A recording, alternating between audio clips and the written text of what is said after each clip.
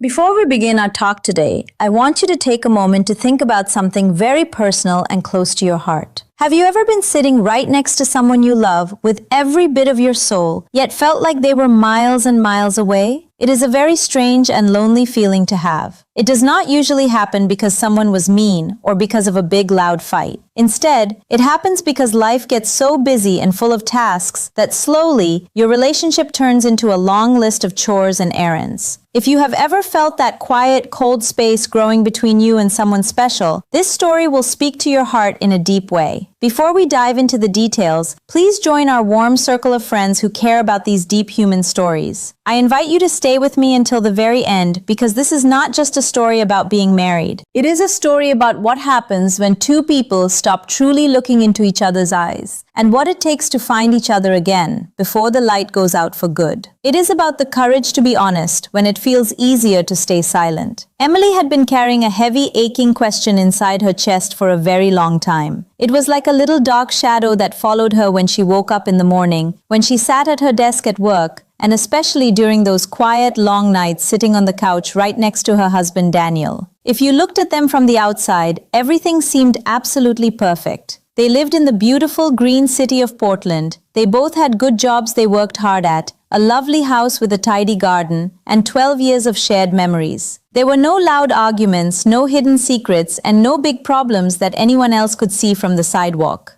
But deep down in her soul, Emily felt something beautiful and soft was slowly disappearing, like mist in the morning sun. She remembered so clearly how things were when they first met. Back then, she and Daniel could talk for hours and hours without ever getting bored. They talked about their biggest, wildest dreams, the things they were truly afraid of, and what they wanted their future to look like together. They laughed until their sides ached and their eyes watered. Daniel used to notice every little thing about her. He knew if she was just a little bit sad, just by the way she held her coffee cup or the way she hummed to herself. In those early years, Emily felt truly seen, heard, and understood. But lately, their daily talks had changed into something else. They mostly talked about things like, "Did you remember to pay the electric bill?" Or, "What time is your big meeting tomorrow?" Or, "What should we get from the store for dinner tonight?" They were like a very good, efficient team that ran a successful business together, but they did not feel like best friends anymore. They were close physically, sitting on the same sofa, but their hearts felt very far apart, as if they were on different islands. One rainy Tuesday evening, Daniel was in the kitchen making a simple dinner. Emily sat at the wooden table, quietly watching the way he moved around. She still loved him so much, but she missed the feeling of really being with him in the moment. While they ate their meal, they talked about the usual things, their jobs, the people living in the house next door, and the list of things they needed to do the next day. Every single word they said stayed on the surface, like a small leaf floating on top of a deep pond. Later on, they moved to the living room with their warm tea. Outside, the cold rain was tapping gently against the glass of the windows. Daniel looked totally relaxed and peaceful in the quiet room,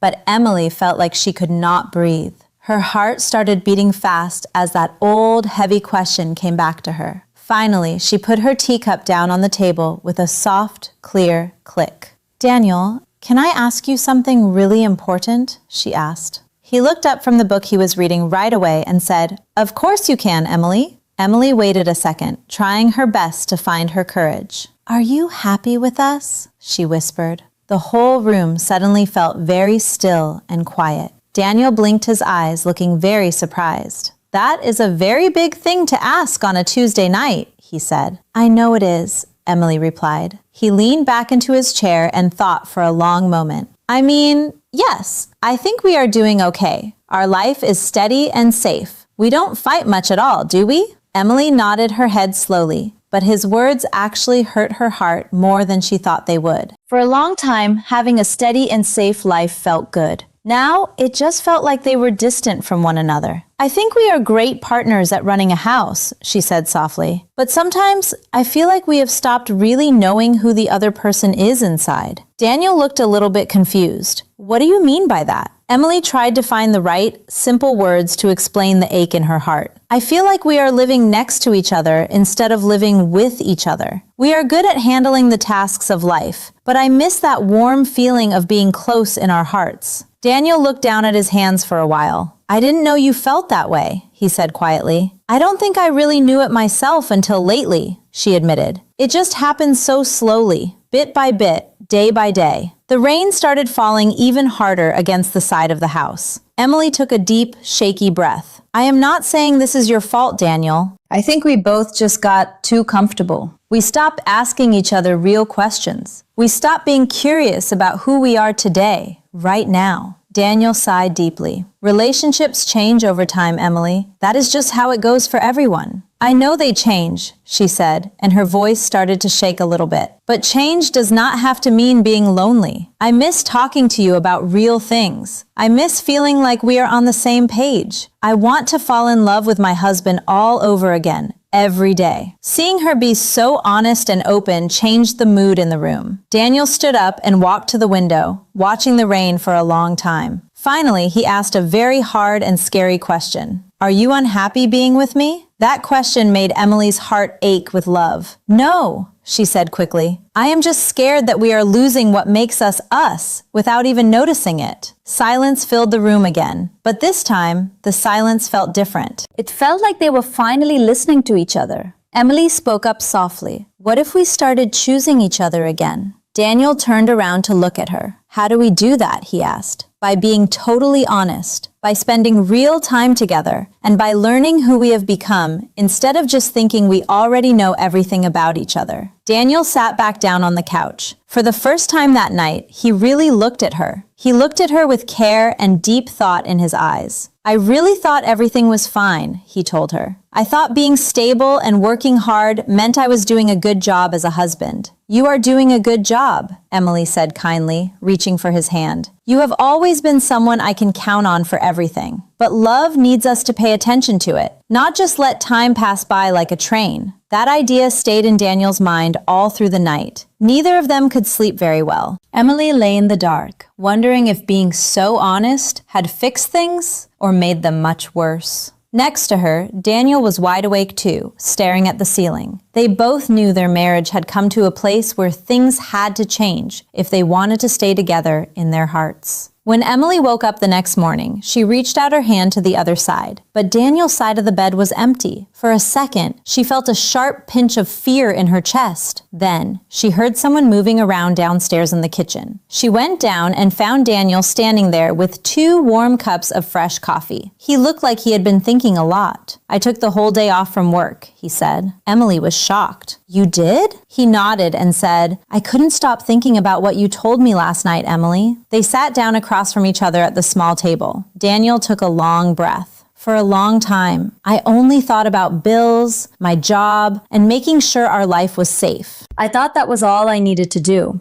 But I realize now that I stopped asking if we were still close in our hearts. Emily felt tears coming to her eyes. Daniel gave her a small, nervous smile. So, I made a choice this morning. What choice did you make? She asked. He looked at her very seriously. Today is our new first date. Emily started to laugh a little through her happy tears. Our first date? Yes, he said. We aren't going to try to go back to the past or be the people we were years ago. This is a brand new start for 2 people who are meeting again after 12 years of life. An hour later, they were walking together by the blue water in Portland. The sky was bright and clear after the night of rain. At first, it felt a little bit weird and awkward to talk, almost like they were strangers. But then Daniel asked a real question. What is something you have wanted to do lately that you never told me about? Emily smiled. I have really wanted to take a class to learn how to take beautiful photos of the city. Daniel looked surprised. Really?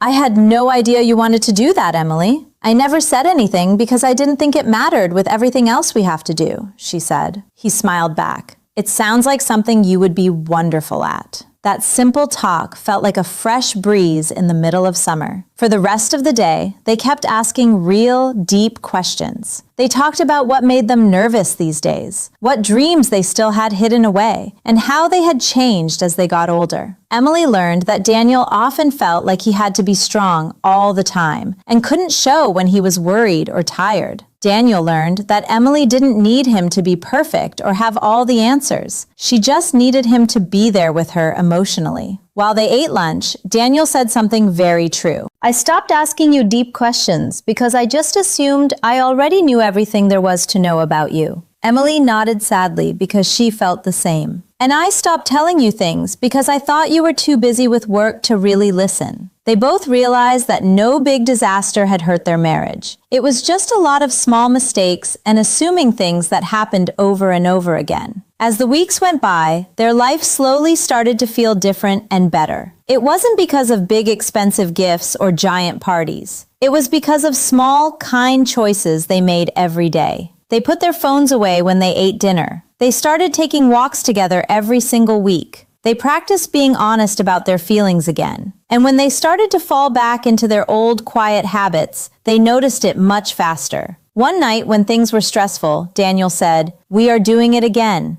"Doing what?" Emily asked. "We are letting our routine get in the way of us being close," he said. Instead of getting upset, Emily felt so thankful he noticed. Now they were working together to protect their love. Months later, they were sitting on their porch watching the sun go down. Emily leaned her head on Daniel's shoulder and felt a deep sense of peace that she hadn't felt in a very long time. It wasn't because life was perfect, but because they were truly together again. Daniel held her hand and said, "You know, that question you asked me back then changed everything for us." Emily smiled. "I almost didn't ask it because I was so scared of what you might say." "I am so glad you did," he whispered. "It reminded me that love is not something that just stays there on its own without any help." She looked at him and realized the most important lesson of all. Love is a choice you have to make every single day. It usually does not go away all at once. It fades out slowly through boring routines, long silences, and feeling far apart even when you are in the same room. But sometimes, just one honest conversation can bring two people back to each other's arms before it is too late. If this story moved your heart, please join our group of friends. Leave a comment about your own journey and share this with someone who might be feeling a little bit lonely today. Lasting love is not about staying exactly the same forever. It is about choosing to find each other over and over again as the years go by. It is about the small things that keep a heart warm and a home full of life.